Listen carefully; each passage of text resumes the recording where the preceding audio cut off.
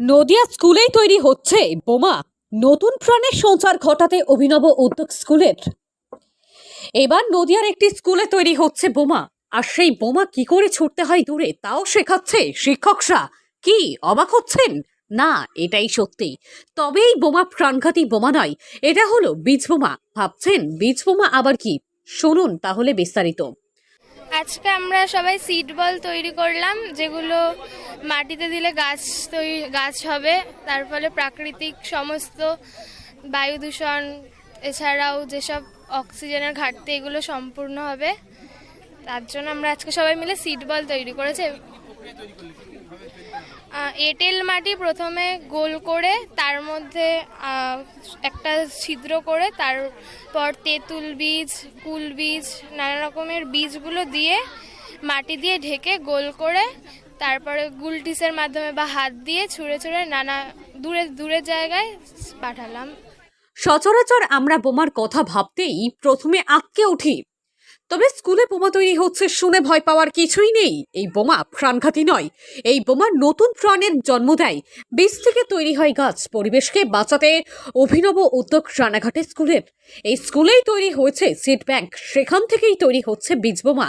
নদিয়ার রানাঘাটের রামনগর এলাকার মিলনবাগান শিক্ষা নিকেতনের শিক্ষকদের উদ্যোগে স্কুলেই তৈরি করা হয়েছে সিড ব্যাংক বা বীজ সংরক্ষণ কেন্দ্র।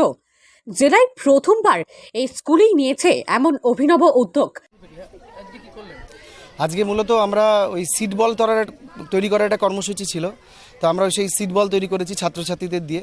তা প্রত্যেকেই বলেছিলাম বাড়ি থেকে করে আসতে, আর আমরা এখানে একটা ওয়ার্কশপ মতন করেছিলাম, যেখানে কিনা ওরা নিজে হাতে কলমে ওই সিড বল তৈরি করেছিল। সিড বল অর্থাৎ ওই মাটি, গোবর সার, তারপর ছাই, এগুলো দিয়ে একটা মোয়া বা নাড়ুর মতন বানিয়ে এবার সিড, একটা করে সিড বা কোনো কোনো ক্ষেত্রে দুটো সিড ওর মধ্যে ভিতরে ঢুকিয়ে ওইটাকে আরও নাড়ুটা পরিষ্কার করে সুন্দর করে বানিয়ে এবং সেটাকে রেখে দেওয়া। এর ফলে কী হচ্ছে, আমাদের স্কুলে একটা বিপুল পরিমাণ সিড ব্যাংক তৈরি হলো, যেগুলো কিনা আমরা পরবর্তীতে এটাকে ব্যবহার করতে পারবো।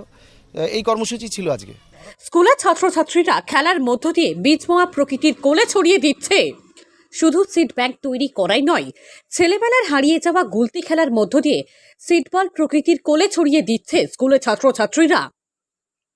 মূলত এঁটেল মাটি, গোবর সার ও ছাই মিশিয়ে প্রথমে তৈরি করা হচ্ছে মাটির একটি মন্ড। এরপর সেই মন্ডের ভিতরে তেঁতুল, জাম, লিচুর বীজ ভরে সেটিকে বোমার রূপ দেওয়া হচ্ছে। ইতিমধ্যে স্কুলের প্রায় 500 জন ছাত্রছাত্রী মিলে 2000-এর উপর বীজ বোমা তৈরি করে ফেলেছে। স্কুলের সেগুলো সংরক্ষণ করার ব্যবস্থা করা হয়েছে।